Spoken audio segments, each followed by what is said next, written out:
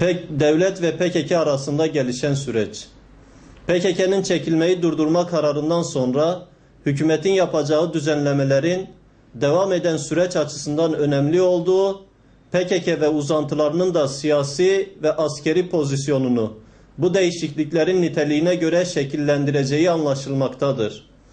Hükümetin atacağı beklenen adımların mevcut düzende işlevsiz bırakılan temel hak ve hürriyetlere alan açma şeklinde olacağı anlaşılmaktadır. Bununla birlikte PKK ile yürütülen silahsızlandırma sürecinin bir gereği olarak örgüt üyelerinin adli durumlarını olumlu bir şekilde etkileyecek bazı düzenlemelerin yapılması da gerekmektedir. İnanç ve etnik temelli zulmün ana kaynağının devlet olduğu bilindiği halde siyasal çıkarlar uğruna sistemdeki yapısal yanlışlıklara neşter vurulmadığı bir gerçektir. Pansuman türü geçici ve etkisiz sınırlı bir takım iyileştirmeler kayda değer bulunsa da sadra şifa olmaktan uzaktır. Zulüm ve mağduriyetlerin toplum fertleri üzerindeki etkilerinin bütün şiddetiyle devam ettiği bir ortamda girilen yolun zamana yayılan küçük adımlarla kat edilmeye çalışıldığı görüntüsünü samimi karşılamak mümkün değildir. Temel hak ve hürriyetler noktasında atılması gereken adımların zamana ihtiyaç duyulacak nitelikte olması bu hak ve özgürlüklerin kabulü ve tanınması gerektiği şeklinde bir niyetin açıklanmasına engel olmamalıdır. Hükümet yetkililerinin Kürtlerin temel hak ve özgürlükleri noktasındaki sorumsuzca çıkışlarını samimi değillerse ciddiyetsizlik, samimi iseler hukuk tanımazlık olarak değerlendirmek doğru olacaktır. Sivil siyasetin öncelendiği ve silahların devre dışı kaldığının ilanından sonra PKK'nın çekilmenin durdurulması kararının hemen ardından tekrar şiddet eylemlerine başvurması, bu kapsamda Siirt ve Elazığ'da şantiye basıp işçileri kaçırma gibi eylemlere girişmesi düşündürücüdür. Özellikle sivil halka yönelik olarak gerçekleştirilen bu türden eylemlerin artarak devam etmesi, çatışmalı ortama zemin hazırlamaktan başka bir anlam taşımamaktadır. Seçmeli dersler ve ana dilde eğitim hakkı.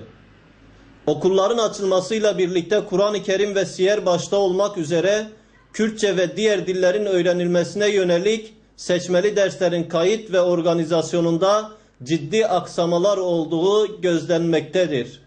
Kürt illerinde yoğun bir şekilde talep konusu olan Kur'an-ı Kerim, siyer ve Kürtçe seçmeli dersler açısından ihtiyacın yeterince karşılanmadığı, velilerin istekleri dışında başka derslere yönlendirildiği görülmektedir.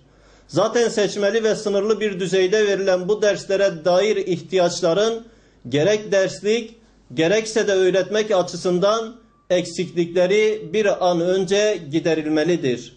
İslami eğitimin yaygınlaştırılması ve Müslüman toplumun gelecek neslinin İslami ahlak ile donatılması için İmam Hatip okullarının arttırılması ve eğitimin kalitesinin yükseltilmesi gerekmektedir. Bunun yanı sıra başta Kürt halkı olmak üzere her etnik yapının kendi ana dilinde eğitim alabilmesinin önü açılmalıdır. Bir kısım devlet ve hükümet yetkililerinin bu toprakların asıl sahiplerinden olan Kürt halkının ana dilde eğitim hakkını tanımayan, talep sahiplerine yurt dışına adres gösteren akla ziyan açıklamalarını kınıyoruz. Ana dilde eğitim hakkı için şiddet içermeyen her türlü tepkinin verilmesi gerektiğine inanıyoruz. Ancak bunun çocuklarımızın eğitimi üzerinden yapılmasını doğru bulmuyor, okulları boykot etme çağrılarının bir faydasının olmadığına inanıyoruz. Aleviler ve Cemevi tartışmaları. Herkes inanıp inanmamakta ve inandığı şekilde yaşamakta serbesttir. Din ve inanç noktasında bir dayatma ve zorlama içerisine girilmesini kabul etmiyoruz.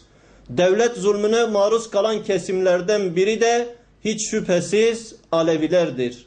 Yıllarca iç çatışmanın bir tarafı olarak Sunnilerle birlikte Alevi kimlikleri ön plana çıkarılan vatandaşların yüzyıllar içerisinde şekillenmiş hayat ve yaşayış biçimlerine devlet eliyle sürekli müdahalenin olduğu da bir gerçektir.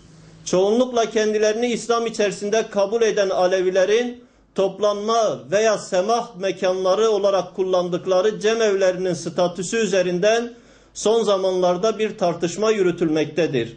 Cami ve cemevini aynı mekanda bir araya getirme projesini zorlama ve yakışıksız buluyoruz. Mısır'daki gelişmeler. Darbe sonrası iktidarı ele geçiren yönetim, gücünü pekiştirmek ve İhvan hareketini zayıflatmak için her türlü yolu denemeye devam etmektedir. Zulüm ve suçlarını örtmek, gayrimeşru faaliyetlerini rahat yürütebilmek için olağanüstü hal süresini uzatan cuntacılar, öldürme ve tutuklama furyasına devam etmektedirler. Bununla da yetinmeyip, yönetim aleyhine olduğunu düşündükleri on binlerce imamın vaazına da yasak getirerek, halkın bilinçlenmesi ve yönetime karşı olan duruşlarını zayıflatmak ve gevşetmek istemektedirler. Junta yönetimi çıkarlarını korumak için uğraştıkları emperyalist ve siyonist odakların desteğinin devamını sağlamak için zulümlerine her gün bir yenisini eklemektedirler. Avrupa'nın çeşitli ülkelerinde Müslümanlara yönelik saldırılarda gözle görülür bir artış yaşanmaktadır.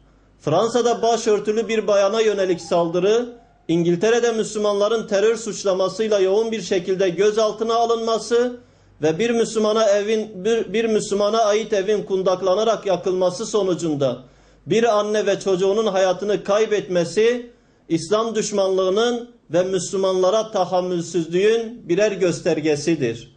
Halkı Müslüman ülkeleri, farklı inançlara tahammülsüz gibi göstermeye çalışan Avrupa devletleri, kendi ülkelerindeki Müslümanlara yönelik gerek devlet, gerekse de suç örgütlerinin eliyle gerçekleştirilen saldırılarla sıkça gündeme gelmektedir.